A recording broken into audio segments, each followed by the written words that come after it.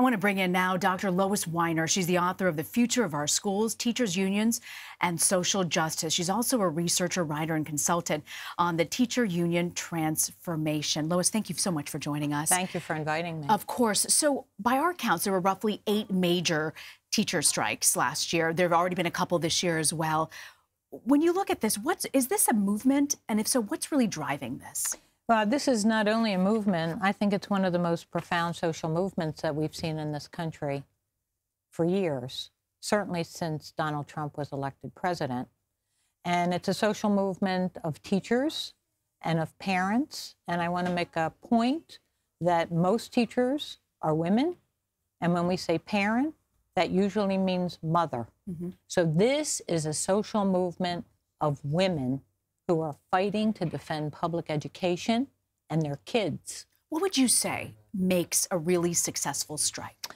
What makes a really successful strike is, first of all, the members have to buy into the reasons that they're on strike. Union officers are elected, and a union has to be owned by its members. Everybody has to agree that the strike is something they want. They have to have built parent support. They have to have built community support. And they have to make their demands ones that people feel are really for the social good. When you look at obstacles trying to get this movement forward, what really stands in the way? Well, teachers are fighting the most powerful elite in the world. They're fighting But they're having some success. That's what's so remarkable about this, is that they're beating back this project that is even global.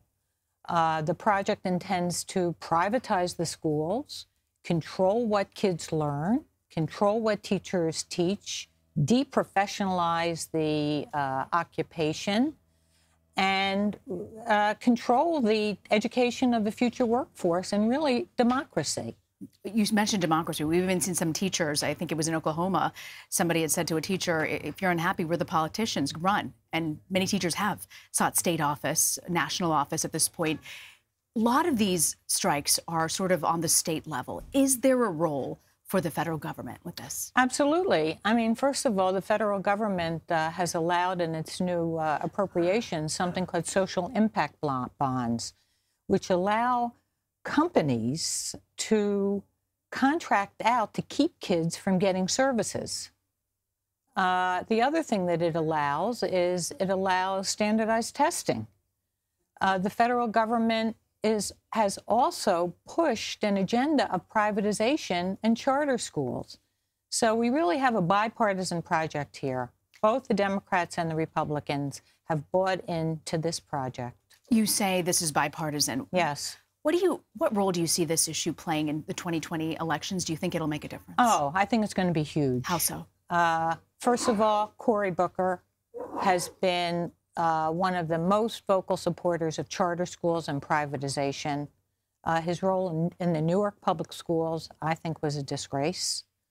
I think every single candidate is going to be called to task for their positions about privatization, and this is going to put tremendous pressure on the Democratic Party to break from their biggest funders.